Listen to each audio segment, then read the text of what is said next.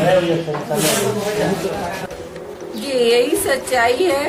जी को सहयोग करके हमारे शौहर ने गवर्नमेंट बनाई थी, जब जिसकी जनसंख्या ज्यादा होती है, हमारे साथ जनसंपर्क ज्यादा है। नमस्कार, मैं हूं आकाश। ये चुनावी वर्ष है और इस चुनावी वर्ष में हर कुछ बदलते रहता है। जी हाँ, मैं बात कर रहा हूं इस चुनाव के वर्ष की और सिवान की राजनीति की। सिवान में पल भर में बहुत कुछ चेंज हो जाता है। अपने पराये हो जाते हैं, पराये अपने हो जाते हैं। जो खास हैं वो दुश्मन हो जाते हैं, जो दुश्मन हैं वो खास हो जाते हैं। और ये राजनीति यूं ही करवटें बदलती रहती हैं। चुनावी वर्ष किसी के लिए अपना पराया नहीं होता है।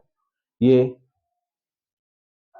तुरंत अपनी करवटें बदलता है और तुरंत पालरे बदल देता है, क्योंकि इसमें कुर्सी की लालच और सत्ता की लालच छिपी होती है। एक ऐसा वाक्यांश जो मैं आपको सुनाने जा रहा हूं, ये लगभग 24 साल पुरानी है। 2000 की बात है, जब नीतीश जी की सरकार मात्र 7 दिनों के लिए बनी थी और इस 7 दिनों के बाद उनकी सरकार गिर गई थी। और फिर उस समय सरकार बनी थी लालू यादव की, यानी राबड़ी यादव उस समय मुख्यमंत्री बनी थी। और उसमें अहम भूमिका कोई निभाने वाला व्यक्ति था, तो वो थे मोहम्मद शहाबुद्दीन, जो सिवान की राजनीति में काफ़ी सक्रिय थे। हिंदू मुस्लिम एकता को एक साथ लेकर चलने वाले, एमवाई समीकरणों को मजबूत करने वाले व्यक्ति ने पलक झपकते ही 7 दिन में ही सरकार गिरा दी और बनवा दिया बिहार में राजद की सरकार। लेकिन उस राजद ने इस तरह से दागाबाजी की है कि उनकी पत्नी, जो अब बेवा हो चुकी हैं, शहाबुद्दीन इस दुनिया में नहीं है।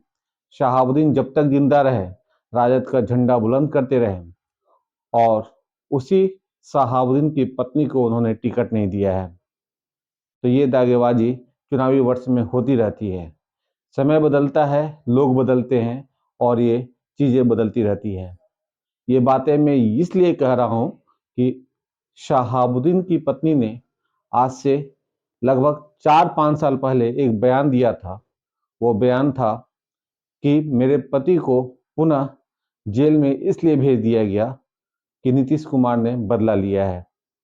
नीतीश कुमार परिस्थितियों के मुख्यमंत्री थे, ये बयान आया था।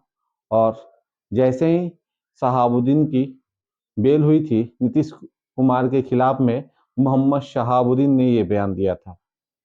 इस बयान के बाद राजनीति गर्म होने लगी, मीडिया ट्रायल होने लगा, और फिर कुछ ही समय में, मात्र 1 महीने के अंतराल में, परिस्थितियां इतनी बुरी हो गई कि पुनः मोहम्मद शहाबुद्दीन को जेल जाना पड़ा।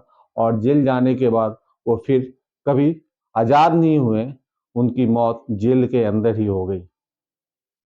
ये बयान आज से 5 साल पहले का हिना साहब का है, जो मैं आपको सुनाने जा रहा हूँ।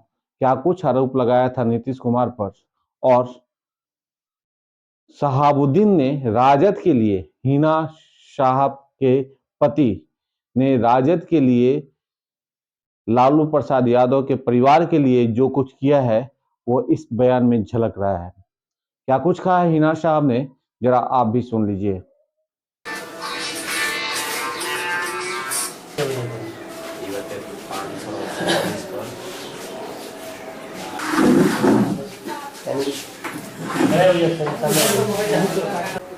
जी यही सच्चाई है कि जो 2000 में नीतीश जी की गवर्नमेंट बनी थी 7 दिनों की, उसके बाद वो समर्थन नहीं जुटा पाए और राबड़ी जी को सहयोग करके हमारे शौहर ने गवर्नमेंट बनाई थी। तो कहीं ना कहीं इसी का उन्होंने बेल को रद्द करवा के इसका बदला लिया है। लेकिन आपकी पार्टी के लोग इस बात को मानने से इनकार कर रहे हैं कि सरकार के इशारे पर ऐसा कुछ हुआ है। जी पार्टी के बारे में हम अभी कुछ नहीं कह सकते हैं, क्योंकि पार्टी से क्या करना है। पार्टी होती है उस वक्त जब जिसकी जनसंख्या ज्यादा होती है। हमारे साथ जनसंपर्क ज्यादा है, इसलिए हम इन्हीं लोगों का भरोसा करते हैं और शुरू से हम लोग तो इसी पे रहे हैं।